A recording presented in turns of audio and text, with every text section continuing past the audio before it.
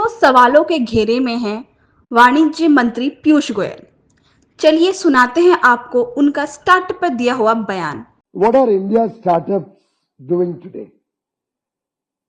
We are focused on food delivery apps, turning unemployed youth into cheap labor so the rich can get their meals without moving out of their house. And against that, what does a Chinese startup do? Work on developing electric mobility, battery technologies, and with that, they're today dominating the electric mobility ecosystem. We are very proud of what India has done. But are we the best in the world as yet? Not yet. Should we aspire to be? Or are we going to be happy being delivery boys? And सकता है कि कोई लोग मेरी आलोचना भी कर सकते हैं कि तुम दूसरे देश से क्यों कंपेयर कर रहे हो। मुझे कोई आपत्ति नहीं है। हमने सीखना होता है. We have to be willing to evolve. We have to be willing to learn. We want to aspire to be bigger and better. Then we have to be bolder. And we should not fight shy of the competition. After all, we are the world's third largest startup ecosystem. But I'm sure each one of you aspires that India should be the world's largest startup ecosystem. I've been going through a lot of our startup success stories. And when I go all over the country, we often have startup presenting to us what work they're doing. Fancy ice cream and cookies. In fact, I know at least 3 or 4 billionaires whose children make on one brand or the other very fancy ice creams and cookies and run a very successful business, and I have no complaint against that. But is that the destiny of India? क्या भारत का भविष्य उससे संतुष्ट है? Healthy ice cream, zero gluten free, whatever, I don't know. We are vegan. ये सब शब्द लगा के अच्छी पैकेजिंग करके हम स्टार्टअप बोलते हैं अपने आप को. ये स्टार्टअप नहीं है, ये एंटरप्रेन्योरशिप है, ये बिजनेस है. दूसरी तरफ सेमीकंडक्टर्स में ग्रोथ हो रही है. आर्टिफिशियल इंटेलिजेंस खुद की अपने देश की बन रही है लोगों की. They are investing heavily to become self reliant, building chips, AI models which will prepare the nation for the future. Bharat ने क्या करना है? आइसक्रीम बनानी है या चिप्स बनाने हैं? उसके लिए हम सबको हिम्मत करनी पड़ेगी.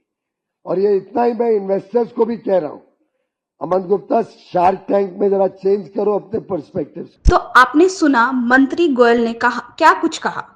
उन्होंने स्टार्टअप जगत से सवाल पूछा कि क्या वे कम वेतन वाली गिनी नौकरियों और सामान बेचने से संतुष्ट हैं. उन्होंने पूछा, क्या हमें आइसक्रीम और चिप्स बनाने हैं, दुकानदारी ही करनी है. जिसके बाद उनके इस बयान को लेकर स्टार्टअप समुदाय में नाराजगी है.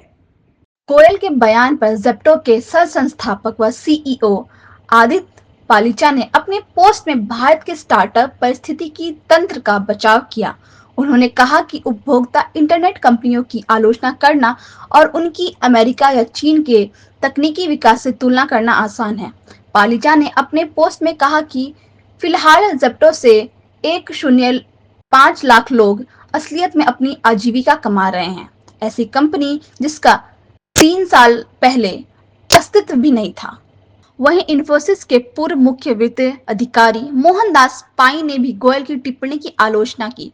पाई ने एक्स पर लिखी पोस्ट में कहा, मंत्री पीयूष गोयल को हमारे स्टार्टअप को कमतर नहीं आंकना चाहिए, बल्कि खुद से सवाल करना चाहिए कि उन्होंने हमारे मंत्री के रूप में टेक स्टार्टअप को भारत में विकसित करने के लिए क्या किया. मंत्री के बयान पर भारत के पूर्व प्रबंधक निदेशक अश्विनी ग्रोवर ने एक्स पर लिखा कि भारत में जिन लोगों को अपने भीतर झांकने की जरूरत है वे नेता ही हैं. चीन में भी पहले फूड डिलीवरी शुरू हुई और फिर वे डीप टेक में विकसित हुई. ये तो आपने मंत्री पीयूष गोयल के बयान और उस पर हुई आलोचनाओं को देखा.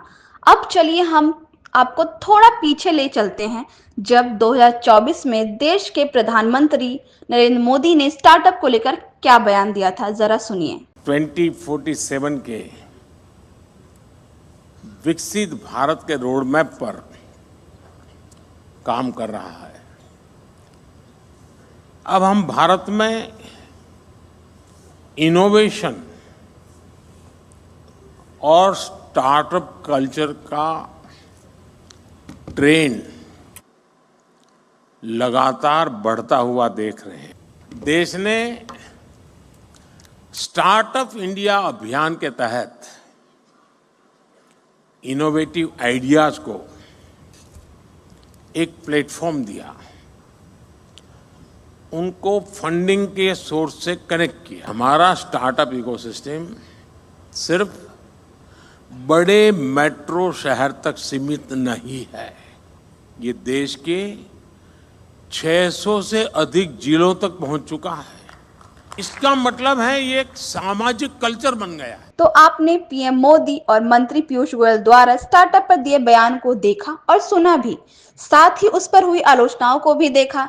एक तरफ जहां पीएम स्टार्टअप की तारीफ करते हुए दिखे तो वहीं उन्हीं के मंत्री ने इसकी आलोचना कर दी, जिससे स्टार्टअप जगत में भूचाल आ गया। अगर आपको यह वीडियो अच्छा लगा तो इसे लाइक करें, चैनल को सब्सक्राइब करें और घंटी वाला बटन जरूर दबाएं ताकि अगली वीडियो आपसे मिस ना हो। हम आपको ऐसी ही खबरों से रूबरू कराते रहेंगे। तब तक के लिए देखते रहें लाइव लगातार। लाइव लगातार के वीडियो को लाइक करें, सब्सक्राइब करें और बेल आइकन को दबाना न भूलें।